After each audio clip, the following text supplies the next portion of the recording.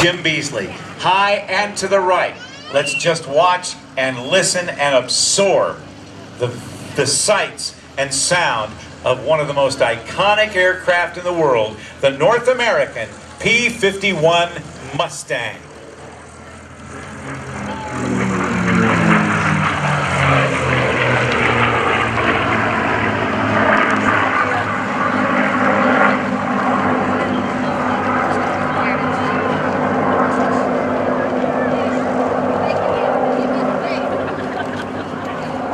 North American Aviation built for not only the United States military, but for the Royal Air Force and the Royal Canadian Air Force advanced trainers, the Texans, the type flown by the Geico Skytypers.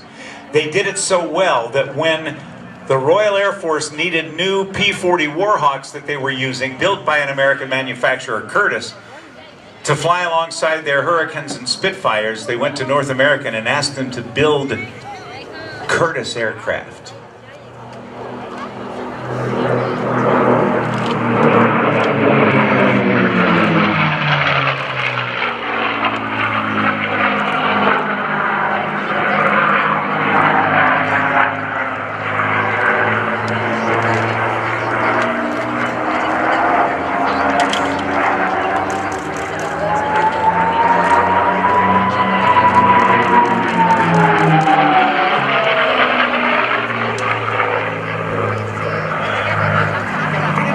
American did not want to build somebody else's airplane, so their president, Dutch Kindelberger, said to the British Purchasing Commission, "Give us 120 days, we'll build you a brand new airplane."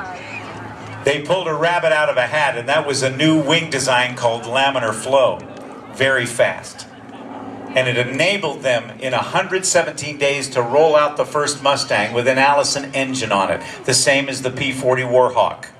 Unfortunately, that engine didn't perform well enough to compete and fly alongside the Hurricanes and Spitfires of the Royal Air Force. But then the Royal Air Force took one of those Merlin engines that they had on the Hurricanes and Spitfires and mated it with this airframe, and the Mustang was born.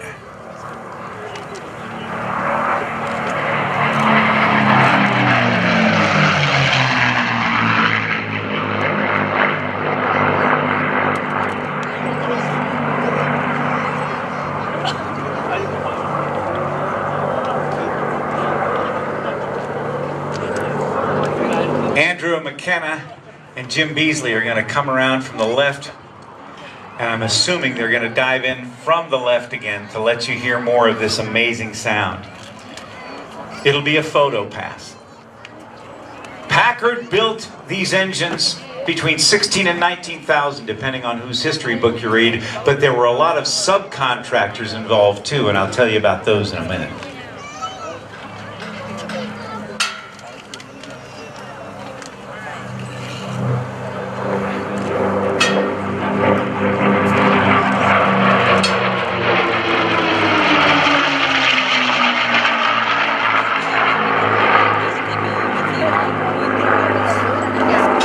So the Rolls-Royce designed Merlin engine was built under license by Packard Motor Car Company of Detroit. They in turn subcontracted out parts that were manufactured by other companies. So great was the amount of cooperation and in the war that some of the Mustangs, Merlin engines built by Packard, had Maytag valve cover castings. Yep, Maytag, washers and dryers.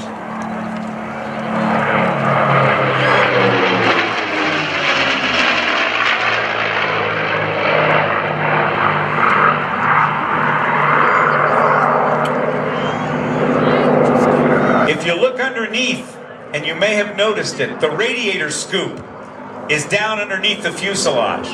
Initially, the design was such that it was butted right up against the fuselage and caused some turbulence, and they were having engine cooling problems. So they separated the top of the scoop from the bottom of the fuselage by a gutter about 1.75 inches. Same design on the 30-year later design of the F-16 Fighting Falcon. That's technology on the Fighting Falcon from the 1940s. Here come the Mustangs again.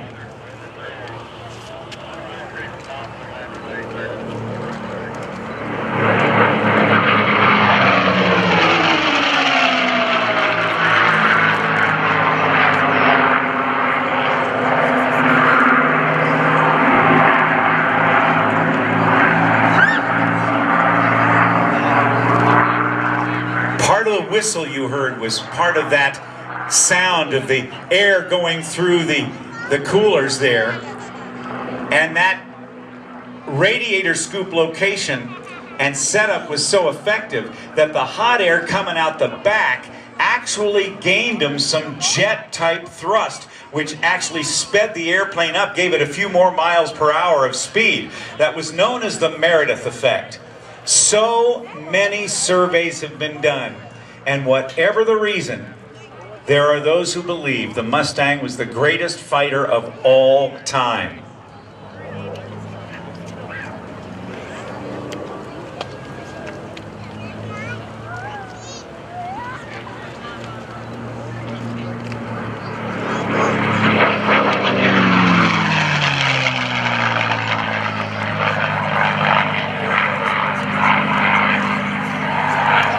Jim Beasley is going to go out on the perch, back behind us a few miles. He's not done yet. Andrew McKenna is going to land.